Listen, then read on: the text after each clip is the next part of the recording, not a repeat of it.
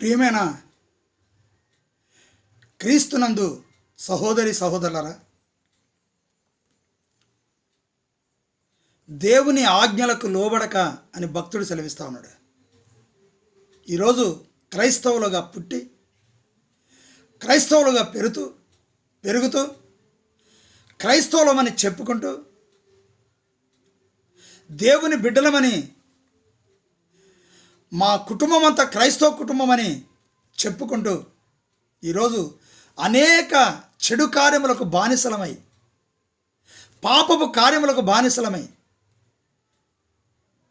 దుష్ట కార్యములకు బానిసలమై, అన్యజనుల యొక్క ఆచారాలకు మనం బానిసలమై, ఈరోజు దేవుడు ఎన్ని మారులు చెప్పినప్పటికీ, యేసు ప్రభు ఎన్ని మారులు ఎవరి ద్వారా మనకు బోధించినప్పటికీ మన యొక్క మనస్సును మార్చుకొనక, మన హృదయమును కఠినం చేసుకొని, మన యొక్క అంతరాత్మలో చెడు కార్యములు దాచుకొని,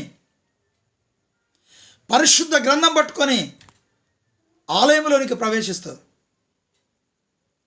దేవుని మాటలు వింటూ తిరిగి ఆయన ఆజ్ఞలకు లోబడకుండా మనం చేస్తున్న పాపపు క్రియలు చూసి అన్యజనులు క్రీస్తు యొక్క నామమును దూషణ పాలు చేస్తూ ఉన్నారు.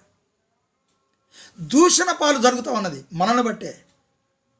వీరు క్రీస్తు బిడ్డలు కదా, క్రీస్తుని నమ్మినవారు కదా, ఎందుకు ఈ చెడు కార్యములకు బానిసలైనారని దేవుని నామం అవమానపరచబడుతుంది. మన మనస్సును కఠినం చేసుకున్న మన జీవితాన్ని మార్చుకొని ఇకనైనాను, ఈ రోజైనను క్రైస్తవ జీవితము క్రీస్తు ఆజ్ఞలకు లోబడేదని సత్యాన్ని గ్రహించి